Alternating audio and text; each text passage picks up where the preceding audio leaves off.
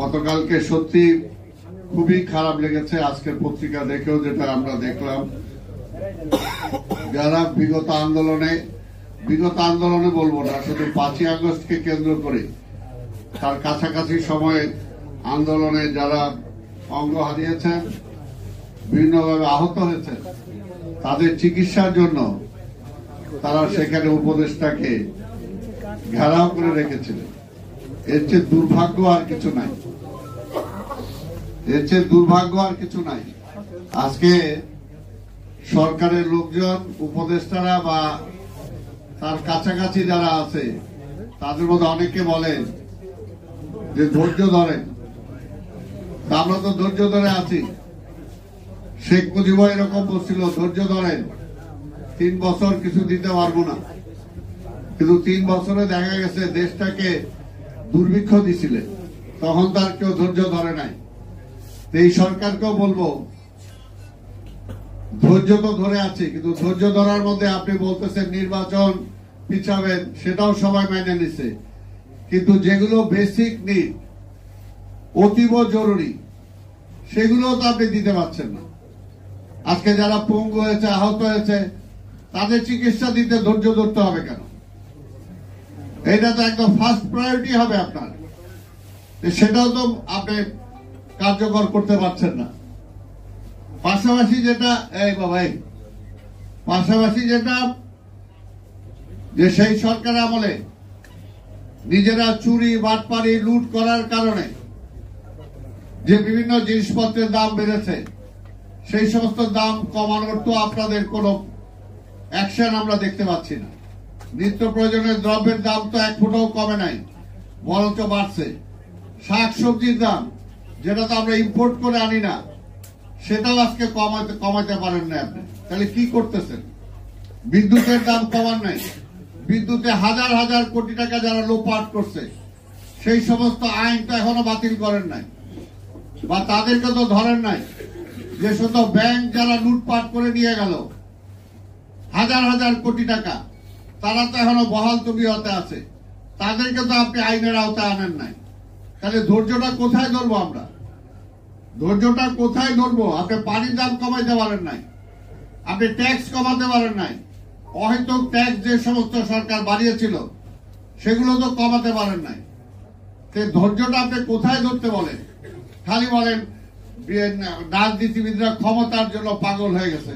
আর ভাই, ক্ষমতার জন্য পাগল না, আমরা তো 17 বছর ধরে আন্দোলন করছি। 17 বছর ধরে ফ্যাসিবাদের বিরুদ্ধে আমরা আন্দোলন করেছি।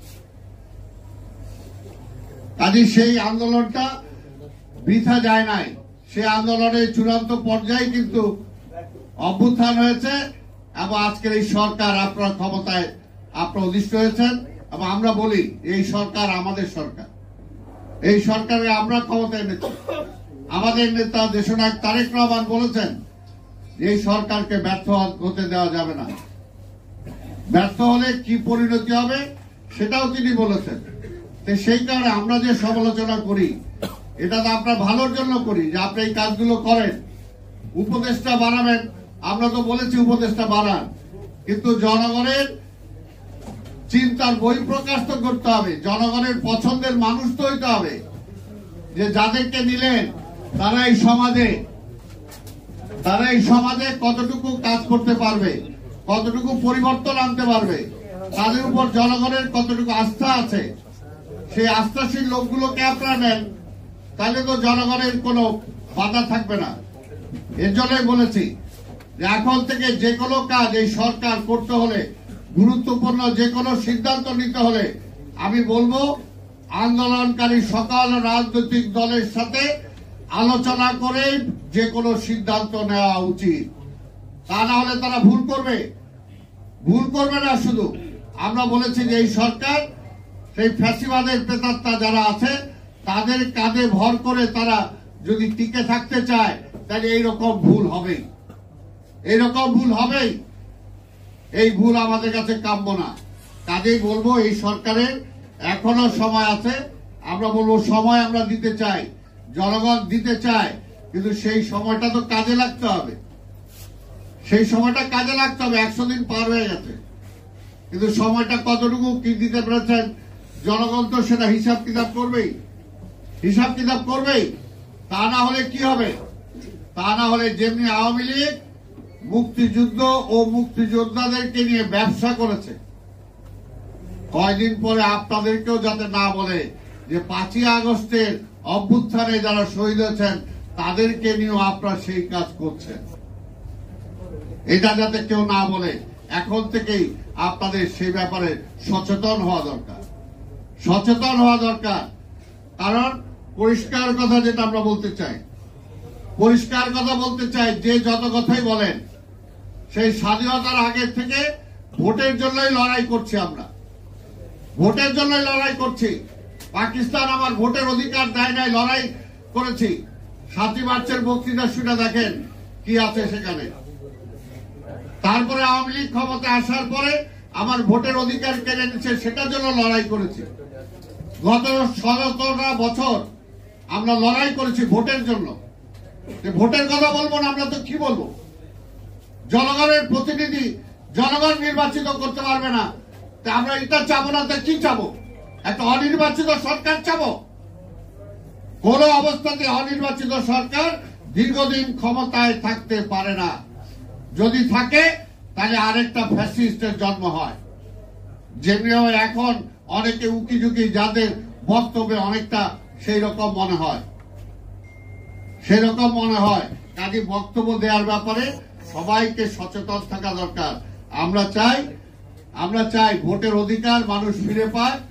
সরকারে কারা থাকবে সেটা জনগণ ম্যান্ডেট দিবে, কারা সরকার কারা রাষ্ট্র পরিচালনা করবে, এটা পরিষ্কার। এই ব্যাপারে কোনো আপোষ নাই।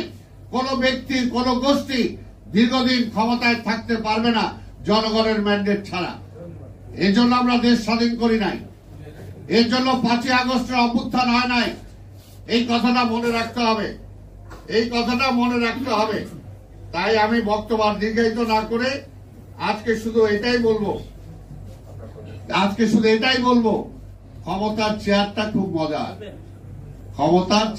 খুব মজার, কিন্তু আবার খুব রিস্কও আছে, এটাও মনে রাখবেন। শেখ হাসিনা ক্ষমতার চেয়ারে বসার পরে সে হিতাহিত জ্ঞান হারিয়ে ফেলেছিল। মনে করেছিল সেই 41, 42, 50 সাল পর্যন্ত ক্ষমতায় থাকবে। তার আবার সরাইকে তার ক্ষমতার কেন্দ্রবিন্দু ছিল প্রতিবেশী রাষ্ট্র। আর এখানে একটা বিশেষ শ্রেণী ব্যুরোক্রেসিতে আমলাদের মধ্যে এবং রাজনীতিবিদদের মধ্যে কিছু জায়গায় বিশেষ শ্রেণীতে সৃষ্টি করেছিলেন, মনে করছিলেন এদের উপর নির্ভর করেই ক্ষমতায় থাকবেন। কিন্তু জনগণের শক্তির কথা তিনি চিন্তা করেন নাই। কিন্তু একটা কথা পরিষ্কার যেটা সত্য, দুইটা শক্তির বিরুদ্ধে যুদ্ধ করে জয়লাভ করা যায় না।